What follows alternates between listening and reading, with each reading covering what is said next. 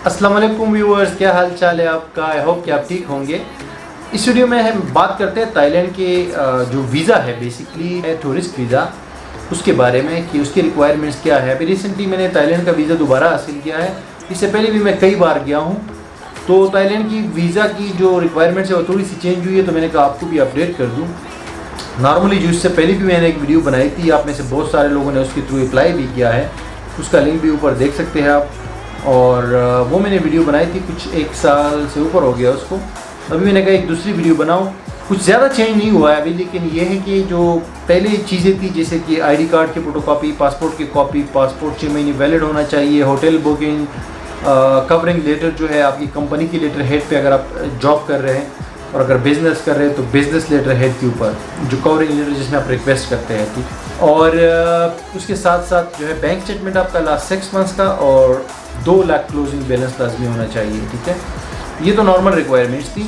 और अगर आप फैमिली के साथ जाते हैं, क्योंकि मैंने 2 बार फैमिली का भी वीज़ा लिया है थाईलैंड से, तो अगर आप फैमिली के साथ जाते हैं तो जो मेन एप्लीकेंट है, जो फैमिली का सरबराह है, जो अप्लाई कर रहा है फैमिली के बिहाफ पे, आपने कवरिंग लेटर के अंदर पूरे फैमिली के बंदों के नाम और उनके पासपोर्ट नंबर्स मेंशन करने हैं, और ये लिखना है कि वो आपके साथ जा रहे हैं। वरना जो थाईलैंड की कॉन्सुलेट है यहाँ कराची में, अभी उनकी नखरेबाजी बहुत हो गए हैं। उन्होंने अपना वीज़ा जो है उसकी रिक्वायरमेंट्स आप समझो कि यूके की वीज़ा के बराबर कर दी है।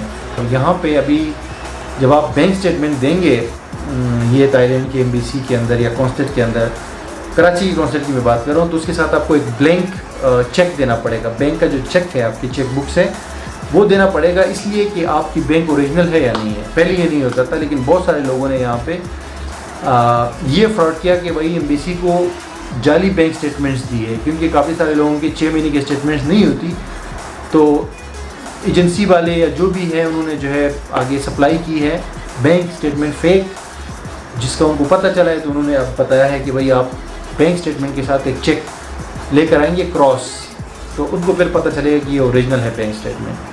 तो मैं भी अभी लास्ट टाइम जब अप्लाई किया तो मैंने बैंक स्टेटमेंट भी दिया था, ठीक है। ये भी जी चक्कर हो गया, एक चेक आपका ज़ाया होगा फिर जब भी आप वीज़ा अप्लाई करेंगे अभी थाईलैंड के लिए, ठीक है।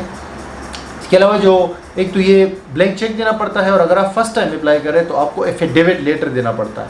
एफिडेविट लेटर क्या है? एफिडेविट लेटर बिल्कुल ही आपको ये नोटरी पब्लिक वाले या जहाँ जहाँ पे ये स्टैम्प पेपर वाले बैठे होते हैं वो आपको बना के दे सकते हैं। आप उनको जस्ट अपना पासपोर्ट और NIC दे दो, तो वो आपको थाईलैंड की वीज़ा के हवाले से बना के दे देंगे, या कोई भी ट्रैवल एजेंसी वो भी आपको बना के दे सकते हैं 200-300 रुपये में।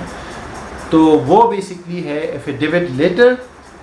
तो वो आप अगर फ़र्स्ट टाइम अप्लाई करें तो वो आपको देना है, और अगर आप फर्स्ट टाइम आप अप्लाई करें तो ख़ुद आपने जाना है काउंसलेट। वहाँ पे आपसे इंटरव्यू वो भी होगा हल्का फुल्का। इंटरव्यू में सिंपली आपसे पूछते हैं आप क्या करते हैं और कितने पैसे कमाते हैं, थाईलैंड क्यों जा रहे हैं, वगैरह वगैरह, ठीक है।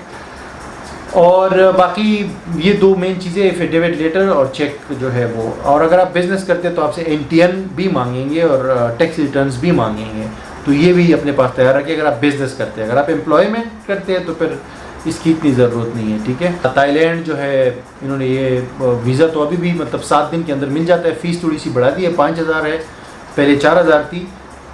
और हम भी आपको ये वीज़ा करके दे सकते हैं। आप हमें कॉन्टेक्ट करें, डिस्क्रिप्शन में हमारा जो है नंबर मौजूद है, उस पर हमें कॉल करें। हमारा ऑफिस है कराची में, तो हम ये आपको करके दे सकते हैं। अगर आप विज़िट कर चुके हैं तो आपने हमें जस्ट देना है अपना पासपोर्ट और डॉक्यूमेंट्स, ये हम आपके बिहाफ पे आपके लिए अप्लाई कर सकते हैं। और अगर आपने पहले अप्लाई नहीं किया तो हम आपको डॉक्यूमेंटेशन करके देंगे, और आप जाएंगे एम्बेसी, वहाँ पे आप अप्लाई करेंगे, और हम जो है थोड़ी सी फ़ीस लेंगे आपको डॉक्यूमेंटेशन की। बाकी एम्बेसी में आपको खुद फ़ीस जमा करनी पड़ेगी अगर आप फर्स्ट टाइम नहीं है तो फिर पूरी फीस आपको हमें देनी पड़ेगी, जो कि उसमें थोड़े से हमारे सर्विस चार्जेस होंगे, बाकी एम्बेसी की फ़ीस होती है, तो वो हम आपको करके दे सकते हैं। और बाकी आपका कोई क्वेश्चन हो तो आप प्लीज़ कमेंट के अंदर कीजिए। Thank you very much for watching. फिर मिलते हैं आपसे अगली वीडियो में।